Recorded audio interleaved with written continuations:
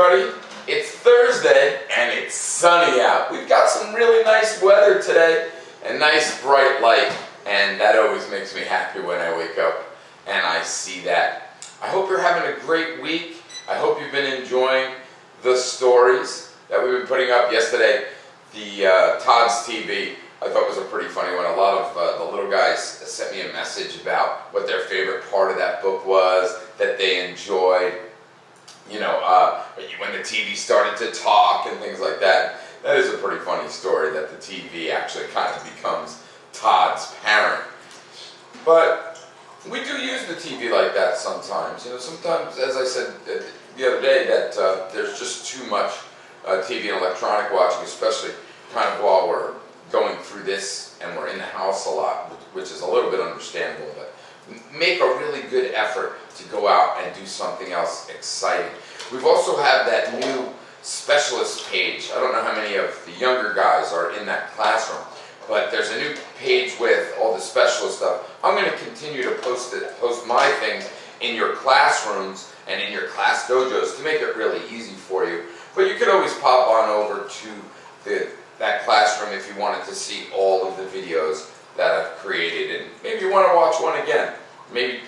Not to watch me, of course, but to see one of those stories. Well, let's see what National Day it is today. Oh, my goodness. It is April 2nd. Hope you had a lot of good pranks yesterday. It's National Ferret Day. A ferret's kind of like a furry, long creature. I was going to say like a rat, that's why I paused, but kind of like that type of an animal, National Ferret Day. It is World Autism Awareness Day, which is really interesting. I'm going to check out some more about Autism Awareness Day. It's National Burrito Day. I wonder if any of you are going to have a burrito at home today. If you do, send one over to my house here in Mays Landing. I would love to get a delicious burrito for lunch. And there's one more National Day today, and I saved it for last because I think you'll like it most. Something that most of you probably eat quite a bit of. It is National Peanut Butter and Jelly Day. National Peanut Butter and Jelly Day. And that's something that we can easily celebrate by having a peanut butter and jelly sandwich while we're at home. Pretty simple. These are your basic peanut butter and Welch's grape jelly. We have a lot of other kinds of jelly, but I knew everybody would recognize this one, so National Peanut Butter and Jelly Day.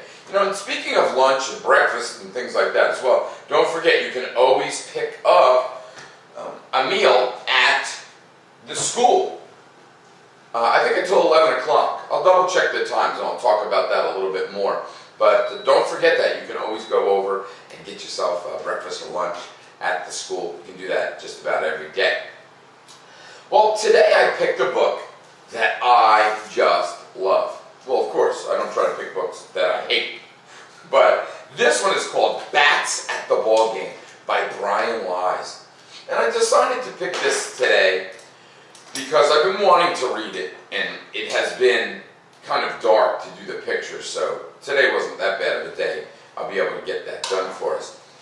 But it's about one of my favorite things. I love baseball. My sons love baseball. We do a lot of baseball things. We play a lot of baseball, practice a lot of baseball. We go on baseball trips to watch baseball games.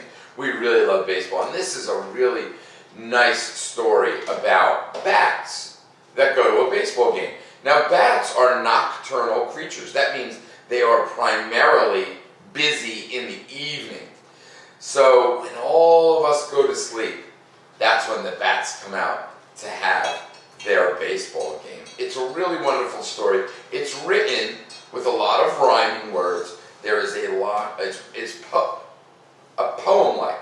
So if you like any of those things, I'm sure you'll like Bats at the Ballgame by Brian Wise. So sit back and relax and enjoy the story, and we'll see you back here in a little bit.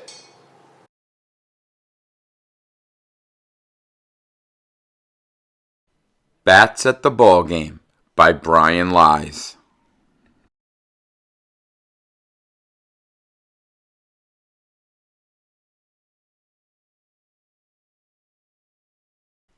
Dusk creeps in, and day is done. The last few rays of stubborn sun cling to hilltop, tree, and town. We wish that we could push it down. Restless wings begin to itch. Excitement's at a fever pitch. At last it's time, and with a sigh, we hustle out to diamond sky. Hurry up, come one, come all. We're off to watch the bats play ball. How could any bat forget? In all the countless years we've met, it seems the team we'll play tonight has beaten us in every fight.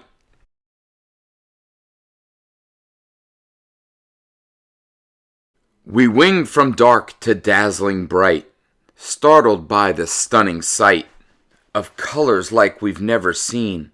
The brown so brown, the green so green. A flying vendor flutters near. Moth dogs, get your moth dogs here. Raise a wing and catch a snack. Perhaps you'd like some cricket, Jack. We show our tickets, find our places, watch the grounds crew lay the bases. They roll the foul lines and rake the mound, shape the field and smooth the ground.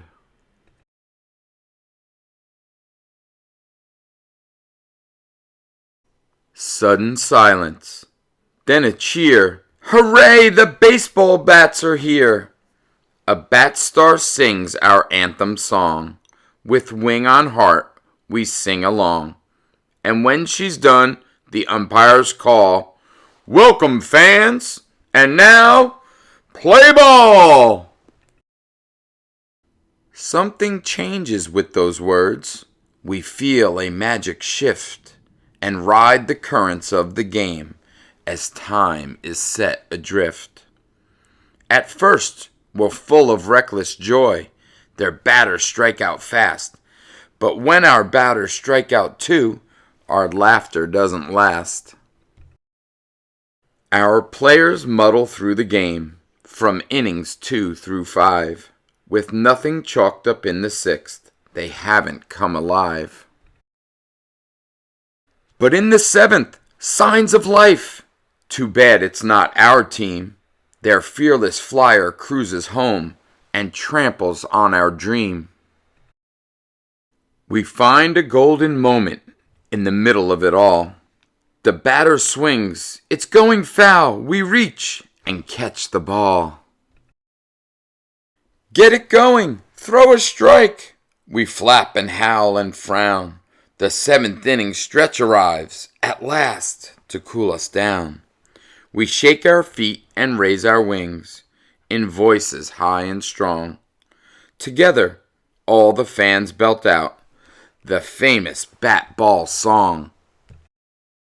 Then back at bat our batters swing, but can't gain any ground. There doesn't seem to be a way to turn this game around. Grand bats talk of better times, of fields and heroes past. Their thoughts slide homeward through the years, across eternal grass.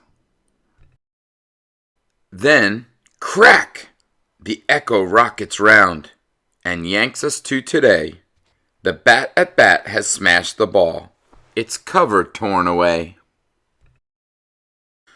Our flyer swoops from base to base, and if he scores, we're tied. And now the play is at the plate, and now the bats collide. So was the flyer safe, or did the catcher have the ball? When the dust has settled down, the umpire makes the call. Out! The crowd erupts and hollers. No, you've lost your mind. Can't you see that bat was safe? Fire the ump. He's blind. And now the pressure's really on. It's here, our final out.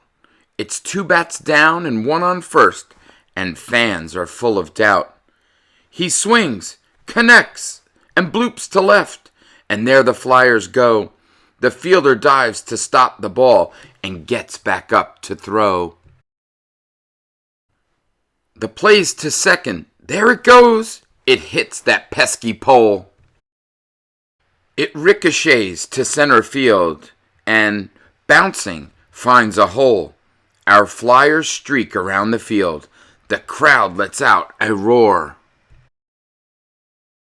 The throw to home is not in time, and both our flyers score. That's it! We won! Can you believe? Now nothing can erase the thrill that thunders in our hearts, the grin on every face.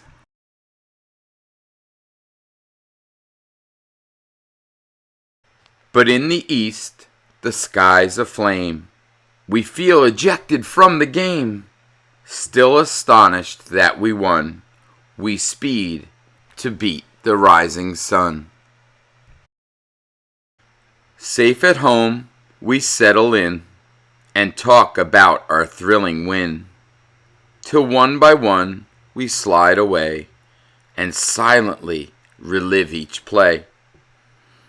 In our dreams, that perfect green, our refuge from the drab routine of headlong flutter, flurried flight, until another baseball night. Until again we hear the call. Welcome, fans, and now, play ball! And we're back. What did you think of that one? I hope you enjoyed it as much as I enjoyed reading it. There are really some wonderful illustrations in here. And you know what I think my favorite is? I like this one right here, where the flyer, they don't call them runners in this book, they call them flyers. And the flyer is swooping around the bases. The outfielder is over here trying to get the ball. We see this big striped kind of top of the tent that they're playing in. I absolutely love that particular illustration. There's really a lot of good ones in here. And in the very beginning, I don't know if you caught it, but on the copyright page, there's this picture of bats. You can go back and take a look at it if you like, and it's done in kind of black and white, like it's an old-timey baseball photo. I really like that one. They used it on the back cover as well. But that's a really great story, and I hope you had a good time with it. There's a couple other Bats books. There's one called Bats in the Library. There's one called Bats at the Beach, and I like both of those. I mean, it's almost like Mr. Lies was talking about all the things that I really enjoy. I work in the library. Our school, Richmond Avenue, is right near the beach in Atlantic City. I love baseball. It's almost like he wrote all of these things for me.